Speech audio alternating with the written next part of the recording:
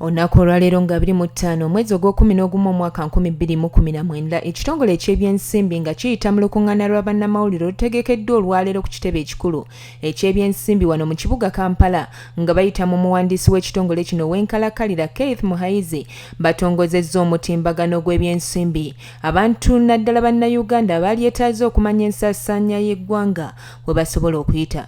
Kino kikoleddwa okusobozesa abantu okumanya ensaasaanya y'ebyensimbi mu ggwanga era nga kiteekeddwako omukono abantu ab'enjawulo nga muno mubaddemu Keith Muhaizi Permanent Secretary w'ekitongole kino, Kenneth Mugambe Director wa budget mu kitongole kino, Onesmus Mujenyi ono nga ye Deputy Head Sewankambo wa OBI wamu ne mukyala Carol Namagembe Projector Manager wa CS Bank.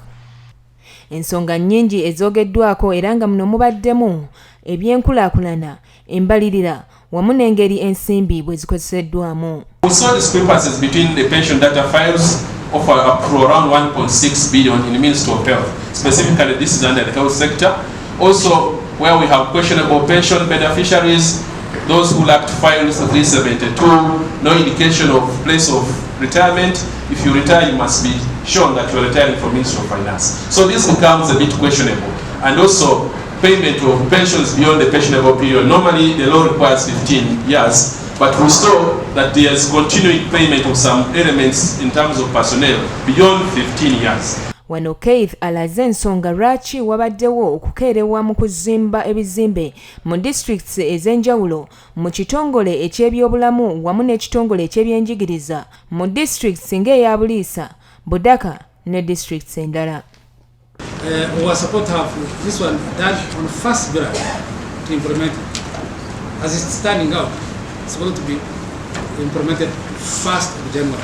Half a year gone without any correction.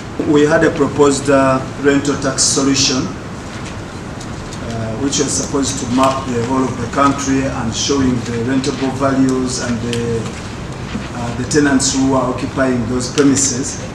But this one has also not taken off. We also had the fiscal devices. These are the cash registers which would link URA to, directly with the manufacturers and big wholesalers so that we'll know in real time when they have sold something and the VAT.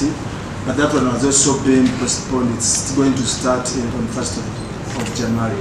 So that explains the delays because we had factored this. Ayongeddeko n'ategeeza nga bw'atajja kukkiriza ebitongole eby'amaanyi okunyigiriza ebitongole ebinafu n'abo bonna bonna abakozi ababadde bazannyira ku mirimu gyabwe n'agamba nti kaakubajjuutuka. I will not accept any account, because accountants are the ones who, frankly speaking, well, we hang the accounting officers.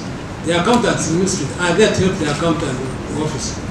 I will not accept people who report, for example, areas and hide them. Because that is misleading the country. We work on numbers which are wrong. Because areas are something that has already happened. Why can't you report it in time? For example, salaries and pension.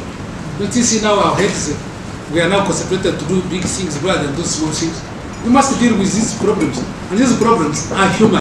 Kuragudde TV agaguddewo ndagire Doreen Trisha.